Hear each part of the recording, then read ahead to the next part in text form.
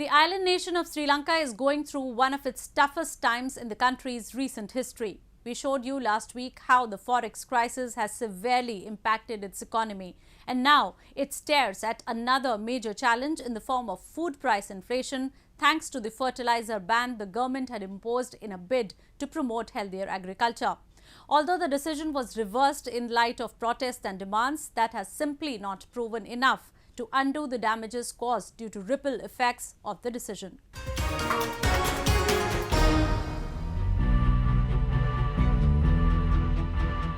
Sri Lankan farmers are worried.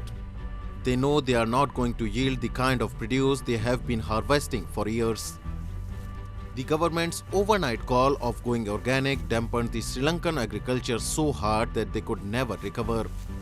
Farmers like W.M. Seneviratne, who used to harvest around 30 to 35 paddy bags per acre, have had their return come down to 15 bags.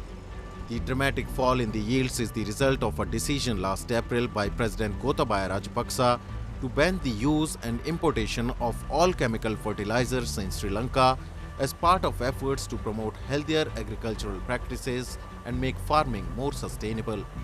Although the government rowed back on the move later, removing the ban after months of mass protests by farmers and a surge in food price inflation, the economic situation of farmers is just not seem to be improving as of now.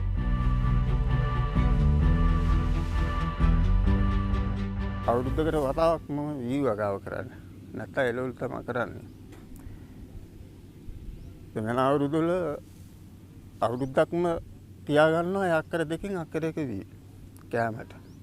දැන් මේ අවුරුද්දේ එහෙම තත්ත්වයක්වත් නෑ කරගන්න බසින් කුලියයි කුඹුරට වියදම් කරපුවයි ගෙවන්න ගත්තම සෑහෙන අපහසුතාවයකට පත් වෙලා තියෙනවා.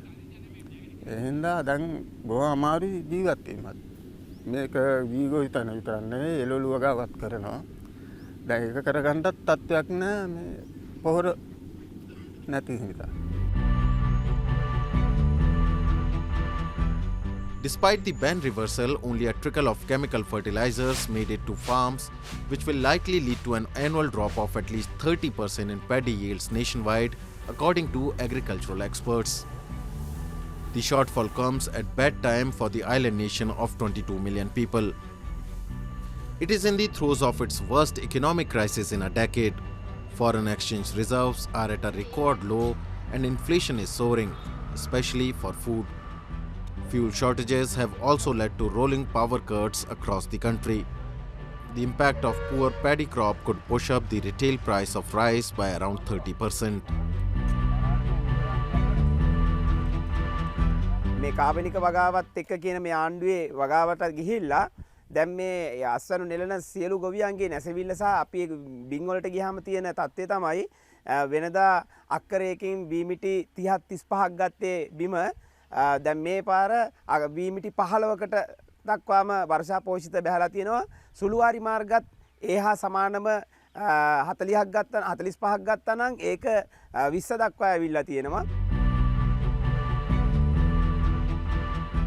To ease the hit on consumers, Rajapaksa's administration is importing rice using credit lines from friendly neighbors.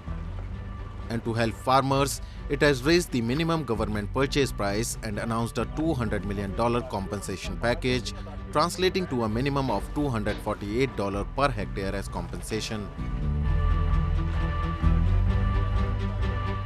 What has happened right now is that the overall cost consumer price, I think, has gone up by about 20 to 22%, depending on the food type. And that's not going to help the average consumer.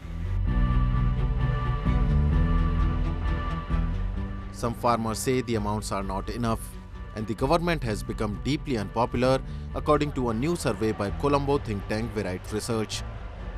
Being ruled by Rajapaksa, Sri Lanka has gone through one of the most turbulent times in recent days economically. The agriculture crisis is expected to induce an unprecedented inflation, which many believe will further deepen the crisis of the island nation.